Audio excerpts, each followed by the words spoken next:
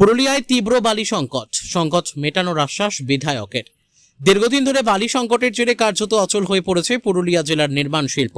বালি না মেলায় চরম আর্থিক সংকটে পড়েছেন বীরেন সাউ, শিকারী কুমার ও কাশীনাথ মাহাতোর মতো কয়েক হাজার নির্মাণ কর্মী। সরকারি দরে বালি না পাওয়া এবং খোলা বাজারে চড়া দামে বালি বিক্রির ফলে রাজমিস্ত্রিদের রুজি রোজগার প্রায় বন্ধ হওয়ার উপক্রম হয়েছে।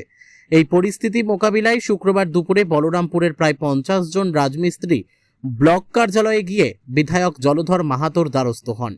তাদের অভিযোগ 1200 টাকার সরকারি দরে বালি পাওয়া যাচ্ছে না।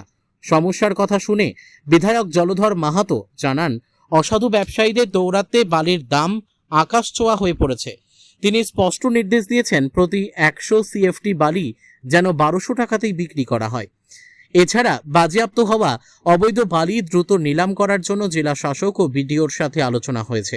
বিধায়কের আশ্বাস, আগামী 3-4 দিনের মধ্যেই বলরামপুর সহ সমগ্র জেলায় বালির আকাল মিটে যাবে।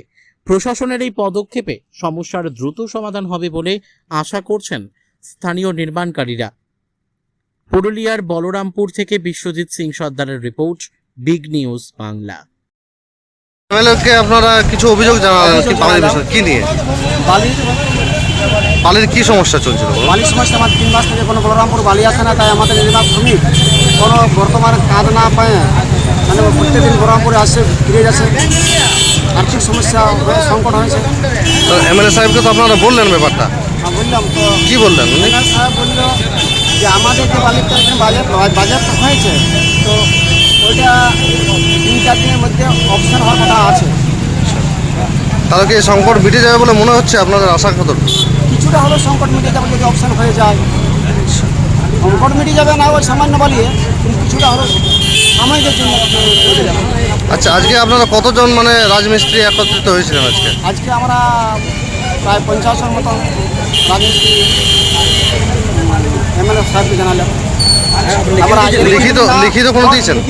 লিখিত আমরা যদি আগামী সোমবারে আমরা ব্লক ডেপুটেশন দিব এবং থানা ঘেরাও করার আমাদের সম্পূর্ণ আছে।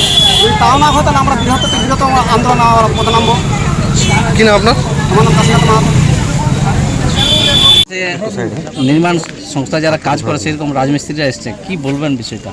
ওনারা আমাকে বললো যে বালিটা তাড়াতাড়ি যাতে বলরামপুরে সরবরাহ হয় তার ব্যবস্থা করুক। আমি বলেছি যে বলরামপুর কেন, পুরো জেলা জুড়ে বালির এখন বন্ধ আছে। তার কারণটা হলো এটাই, বালি প্রচুর হাই রেটে বিক্রি হচ্ছিল। আমরা তাদেরকে বলেছি যে 1200 টাকা করে আপনাদেরকে সিএফটি বিক্রি করতে হবে। সিএফটি যদি আপনারা 1200 টাকায় পারেন তাহলেই বালি ছাড়ুন, আর যদি নাই পারবেন তাহলে বালি বন্ধ রাখুন। ওনারা এখনও পারেনি, সিদ্ধান্ত নিচ্ছে। যদি সিদ্ধান্ত ঠিক হয়ে যায় তাহলে 1200 টাকা করে বালি সবাই পাবে। দাদা, এই বলরামপুরে তো অনেক বালি স্টক ছিল যেগুলো সিজ করা হয়েছে। ওইটা ডিএম সাহেব, বিডিও সাহেবের সাথে আলোচনা হয়েছে। ওনারা বলেছে যে এই কিছুদিনের মধ্যে অপশন শুরু হবে। ওই যা প্রসেস আছে সেই প্রসেস তাড়াতাড়ি আমি করতে বলেছি। এই ইতিমধ্যে 7 দিনের 8 দিনের মধ্যেই আপনারা দেখে নেবেন বালিটা ছাড়া হবে।